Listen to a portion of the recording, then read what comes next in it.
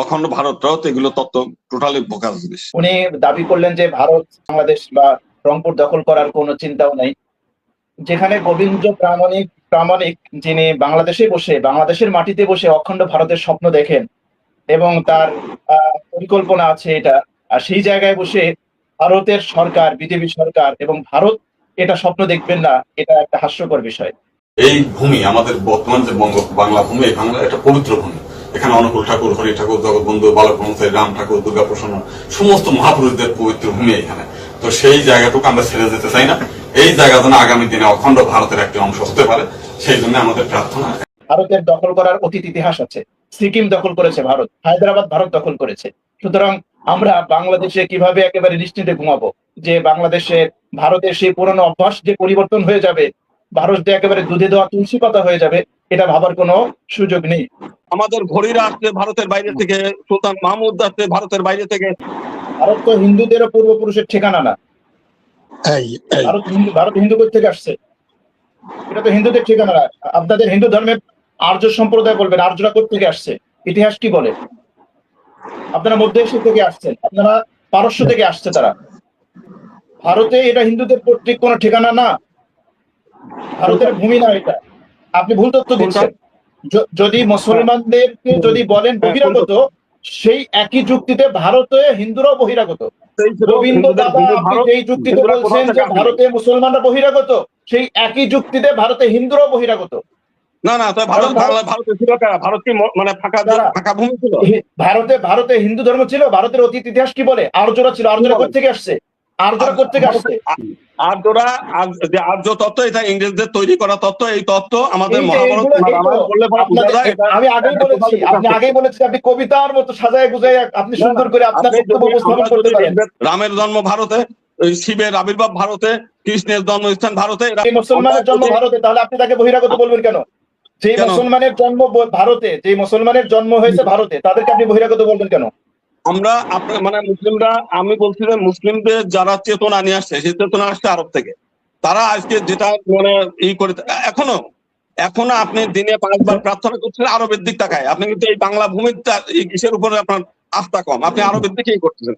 আরবের কৃষ্টি এটা তো আমার ধর্ম, আমি আরবের দিকে করি না। আপনি মিথ্যা কথা বলতেছেন, আপনি মিথ্যা তথ্য দিচ্ছেন।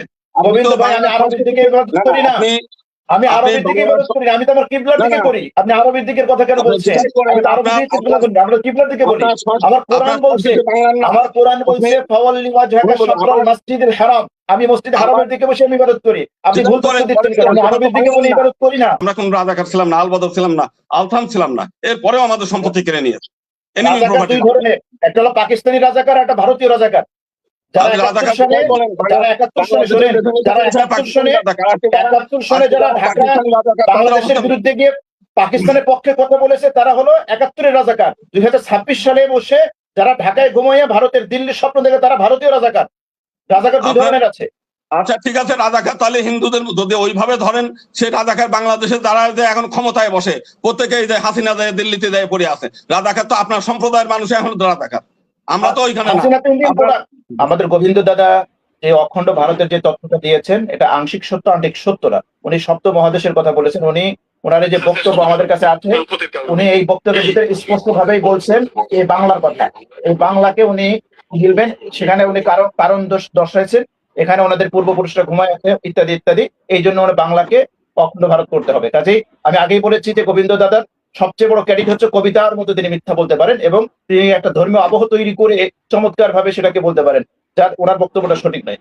উনি বলেছেন পার্সেন্টেজ জনগণ, যে বাংলাদেশ থেকে হিন্দু পার্সেন্টেজ কমে গিয়েছে আর ভারতের মুসলিম পার্সেন্টেজ বাড়ছে। তার বেশ কিছু কারণ উল্লেখ করেছেন আমাদের হাসানুজ্জামান চৌধুরী, আমি ওইগুলো রিপিট করছি না। আমি একটা কারণ এখানে বলছি। বাংলাদেশে ভারতের যারা মুসলমান আছে, তারা দেশকে ভালোবাসে, তারা দেশপ্রেমিক। এই জন্য শত নির্যাতন সত্ত্বেও তারা ভারতের এই ভূমি ত্যাগ করে তারা বিভিন্ন দেশে চলে যায় না। কিন্তু বাংলাদেশের যারা হিন্দু আছে, তাদের দেশপ্রেম অনেক কম। তারা বাংলাদেশের ভূমিতে ভারতের ভূমিকে ভালোবাসে। এই জন্য 19 থেকে 20 হলেই, নুন থেকে পান খুঁজলেই তারা গাঠি-গুট্টা তল্পা গুটিয়ে তারা ভারতের তারা ভূমিকে আশ্রয় গ্রহণ করে, ওখানে আশ্রয় নেয়। এই জন্য জনগণ কমে যাচ্ছে।